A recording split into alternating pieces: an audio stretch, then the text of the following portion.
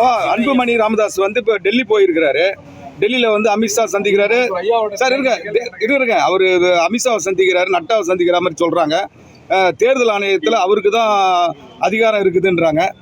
அதுக்கு பார்க்கறதுக்காக போறாரு. அதுக்கு பத்தி உங்களுக்கு கருத்து? யாரை கேட்டு சொன்னாங்க? நேற்று கூட பேட்டியில் கொடுத்துருக்காரு.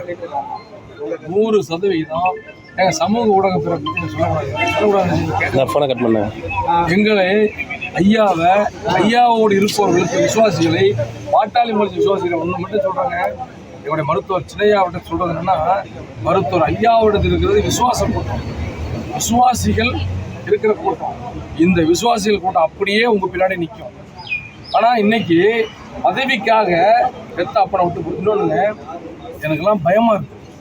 எதிர்காலத்தில் என்னோட அன்புமணி அவர்கள் ஒரு தவறான உதாரணமாக மாறி விடுவோம்னு சொல்லி பயமா இருக்கு. என்ன காரணம்னா, இன்னைக்கு நீ பேசுறாங்க, கிராமத்தில் இருக்கிறவங்களாம் பேசுறாங்க, நம்முடைய பாரம்பரியம் குடும்ப சங்கிலி கட்டுப்பாடுங்கிறது அப்பாவுக்கு கட்டுப்பட்டவர் மகன்.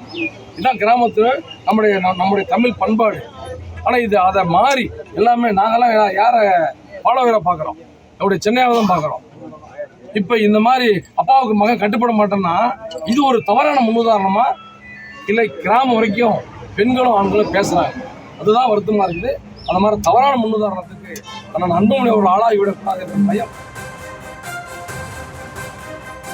பதவிக்காக அப்பாவை விட்டுக் கொடுத்தவர் அன்புமணி என பாமக எம்எல்ஏ அருள் தெரிவித்திருக்கிறார். செய்தியாளர்கள் சந்திப்பில் அவர் இவ்வாறு பேசிய காட்சிகளை நாம் பார்த்துக் கொண்டிருக்கிறோம்.